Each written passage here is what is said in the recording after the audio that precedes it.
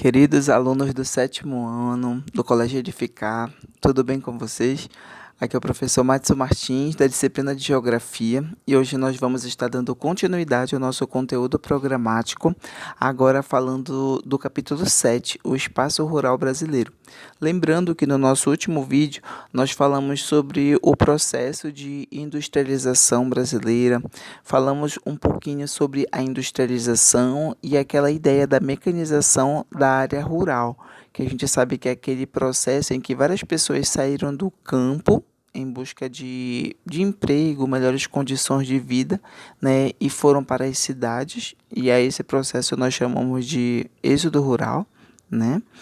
E depois nós falamos um pouquinho do processo de metropolização e hierarquia urbana, dando ênfase para a questão da conurbação, que é aquele processo em que há a junção, né, de dois municípios ou mais, e só que ambos, né, possuindo aí a sua autonomia política administrativa, cada um com o seu prefeito, né, sua administração própria, mas que são aquelas áreas que se juntam fisicamente de uma maneira tão intensa que a gente não consegue perceber determinados limites, tá?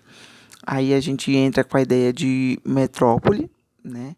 Falando de metrópole global, nacional, a regional, e assim como deu ênfase nas cidades locais, até chegar no que seriam as redes urbanas. Então, a partir disso, a gente vai falar agora do espaço rural brasileiro, que tem uma dinâmica um pouco diferenciada, mas que a gente sabe que a questão do urbano e do rural, elas se complementam, né? Dependendo aí do ponto de vista também. A agricultura brasileira. Durante mais de 4 séculos, até os anos de 1930, quando se acelerou nossa industrialização, a agricultura foi a principal atividade econômica desenvolvida no Brasil. Com o desenvolvimento da industrialização nas últimas décadas do século XX, esse setor passou por profundas transformações.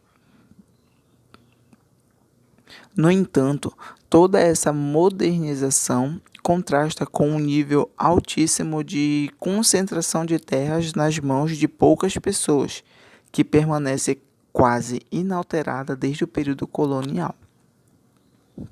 No caso, quando a gente fala dessa concentração de terra nas mãos de poucas pessoas, a gente fala que ele é um problema aí do Brasil que ele é histórico, né? Porque a gente sabe que as pessoas que detêm o maior número de terras são aquelas pessoas que vêm acumulando terras, no caso aí de família para família, e que são aquelas famílias ditas mais tradicionais e ricas, né, abastadas, né, do Brasil. Então, quando a gente fala hoje da ideia de concentração de terras, a gente tem que lembrar que essas terras estão concentradas aí na mão de poucas pessoas, porque o que prevalece são as pessoas mais pobres no país, tá? Então, essa concentração de terras, ela ocorre por conta de um passado histórico, né? E ela se mantém ainda devido a questões políticas também, que a gente vai ver um pouquinho mais para frente. Então, o modelo de plantation é latifúndio, monocultor voltado para exportação, com predomínio de mão de obra escrava, foi introduzida no Brasil pelos portugueses no início do período colonial. Após o período colonial, no caso no século XIX, já independente, o país conheceu a riqueza e a prosperidade pelas exportações obtidas a partir da lavoura cafeeira no Sudeste, principalmente no estado de São Paulo.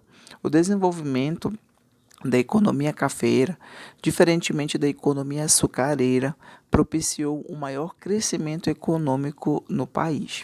O setor industrial se consolidou como motor da economia brasileira e provocou mudanças tão profundas no campo que o tornou cada vez mais dependente da indústria e dos interesses econômicos.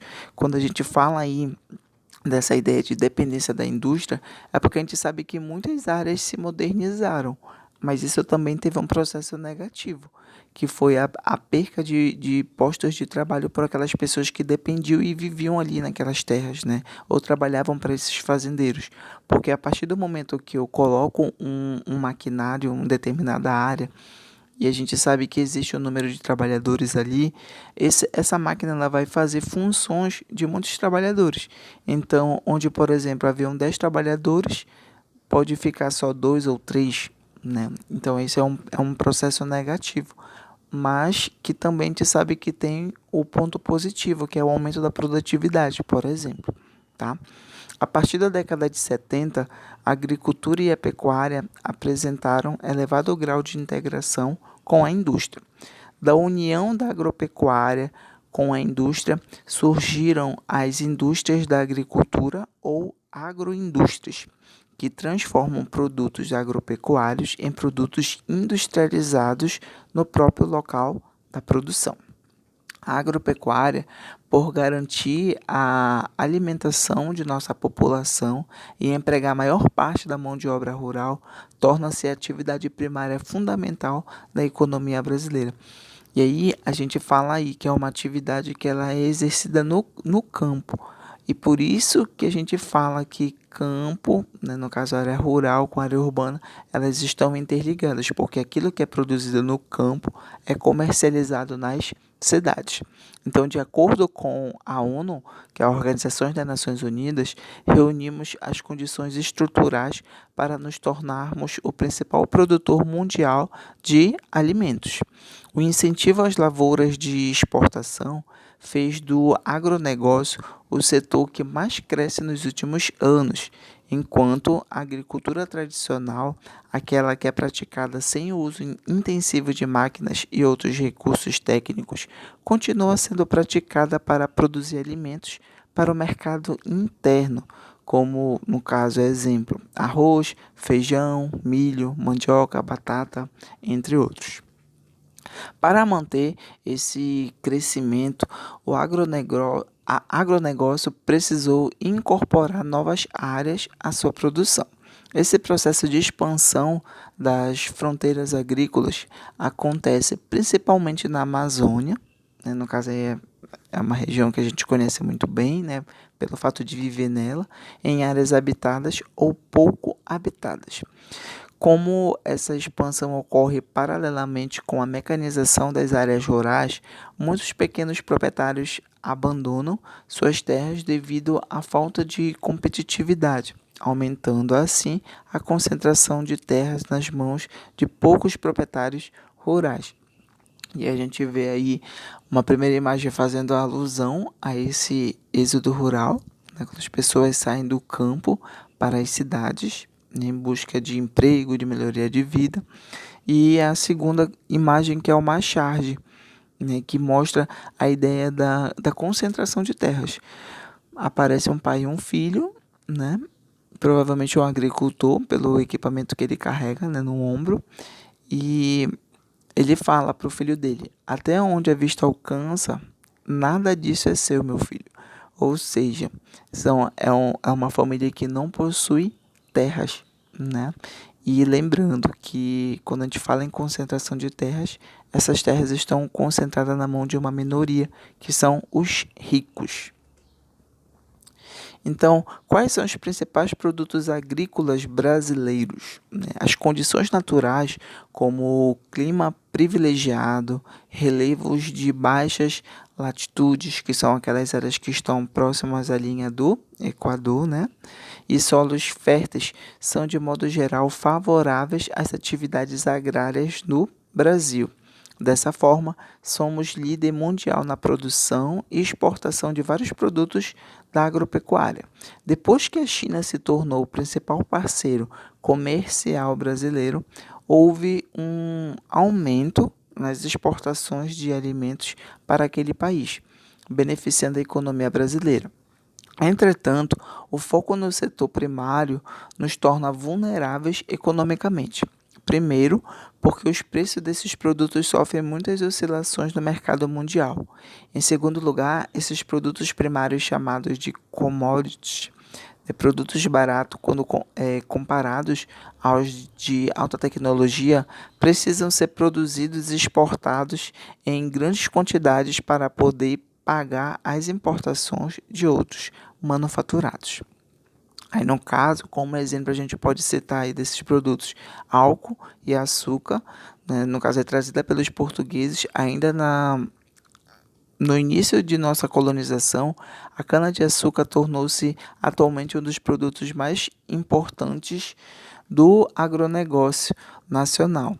E aí a gente destaca os principais produtores, no caso, o estado de São Paulo, Paraná, Alagoas, entre outros. O café, que é um dos símbolos do Brasil no exterior, apenas um século depois de ter sido cultivado, já representava mais de 40% das exportações brasileiras. Atualmente, né, no caso, o país é o maior produtor mundial e exporta para centros importantes como Alemanha, Estados Unidos, Itália e Japão.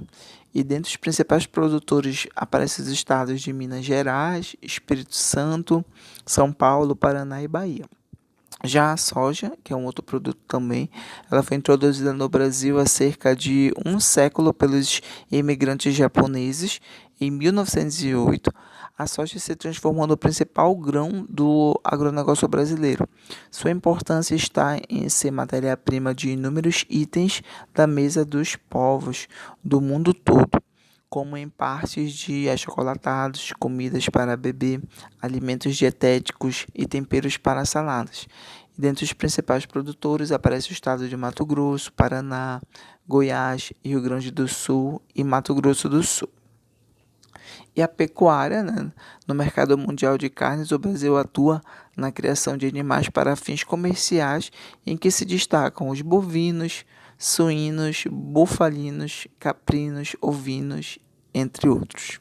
E aí nós chegamos na ideia do que seriam, né, os transgênicos, que os produtos transgênicos, organismos geneticamente modificados, né, OGMs, também fazem parte do agronegócio brasileiro. Os transgênicos são sementes que sofrem modificações genéticas para se tornarem mais resistentes às pragas da lavoura e assim proporcionar maior produtividade. Só que a gente sabe que não é só isso, né? É, em alguns casos essas sementes elas são modificadas, alguns frutos eles vêm sem sementes, inclusive, né, porque isso é uma das possibilidades, assim como há também a ideia de fazer com que aquele produto que era pequeno se torne grande, né? Então aí vai depender do olhar que a gente tiver sobre essa ideia do que seria o transgênico, né? Se é benefício ou não, se é prejudicial ou não, o que tem sido feito, né, para que ele não seja tão agressivo ao meio, enfim, são N coisas. E dentro da estrutura fundiária nós temos êxodo rural e reforma agrária, né? A concentração de terras é um dos mais sérios problemas brasileiros. Podemos identificá-la estudando a estrutura fundiária, ou seja, o modo como as propriedades ou estabelecimentos rurais estão distribuídos entre a população. A origem da estrutura fundiária brasileira remonta ao século XVI, quando ainda éramos colônia de Portugal.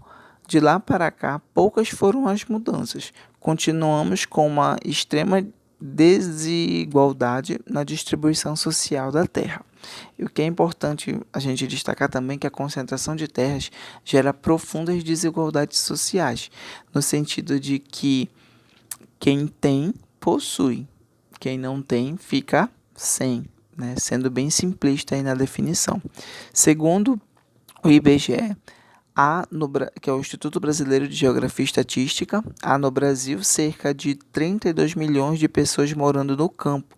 A maioria delas, cerca de 26 milhões, vive abaixo da linha de pobreza absoluta. E só por aí a gente tem a dimensão do que é essa desigualdade. A reforma agrária ela é um processo de democratização da propriedade da terra, isto é, uma nova organização da estrutura fundiária com o propósito de promover uma distribuição mais justa das terras. A Constituição de 1988 prevê a reforma agrária e diz que ela deve ser feita para que a terra cumpra sua função social, ou seja, produzir para alimentar e servir como fonte de emprego para os trabalhadores rurais.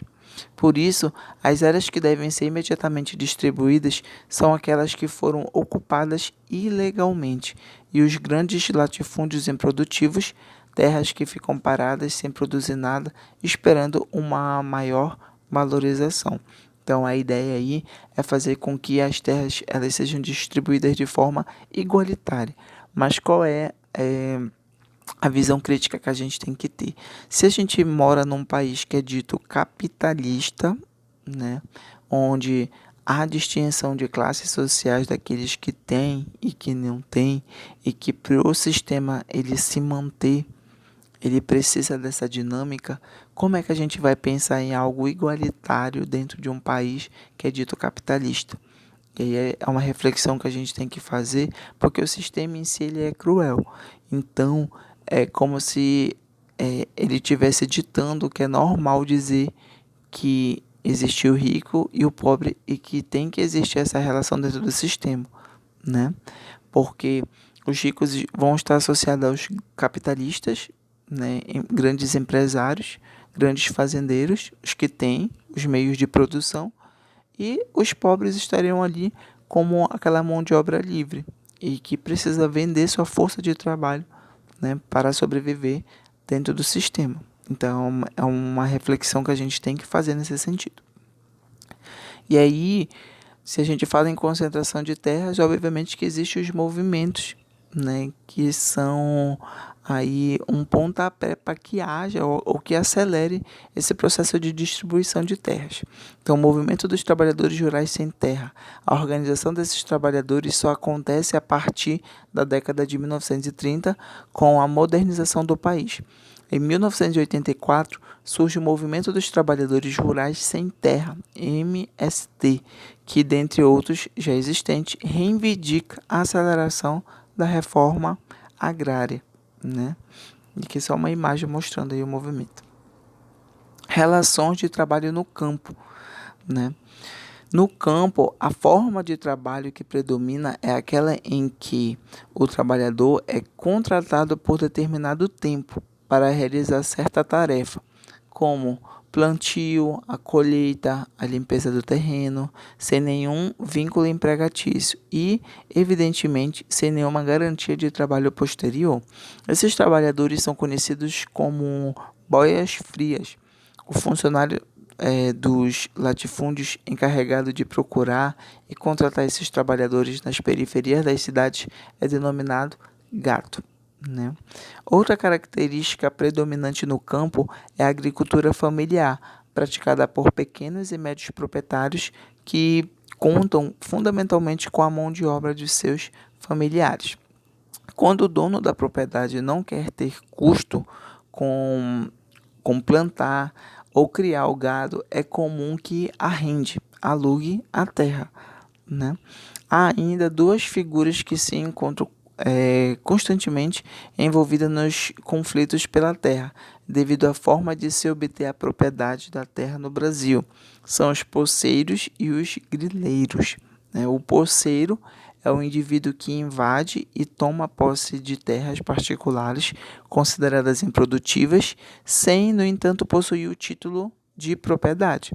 Já os grileiros, que também são invasores, com a diferença de que geralmente são financiados por indústrias, políticos, empresários, tomam posse de terras públicas e apresentam falsas escrituras de propriedade, que é uma das técnicas que eles fazem. Eles fazem um documento ali falsificado, botam em uma gaveta, né, com uma determinada quantidade de grilos e deixa ali, né, um ambiente fechado. Né? Com o tempo, aquele papel ele começa a ficar amarelado e, em alguns casos, até, né, comido. E aí, esse documento, que era falso, ele acaba se tornando aí, no caso, um documento para ser apresentado em caráter, né, antigo, né? Olha, um documento antigo, eu tenho a posse dessa propriedade. E aí, um fiscal que pega aquele documento vai tomar ele como verídico, né, pelo fato dele estar ali com a aparência, né, de antigo. tá bom? Esse é um dos pontos que a gente tinha para falar sobre essa ideia, né, da dinâmica do campo. Qualquer dúvida, eu estou disponível e a gente continua aí na próxima aula, tá bom? Até a próxima.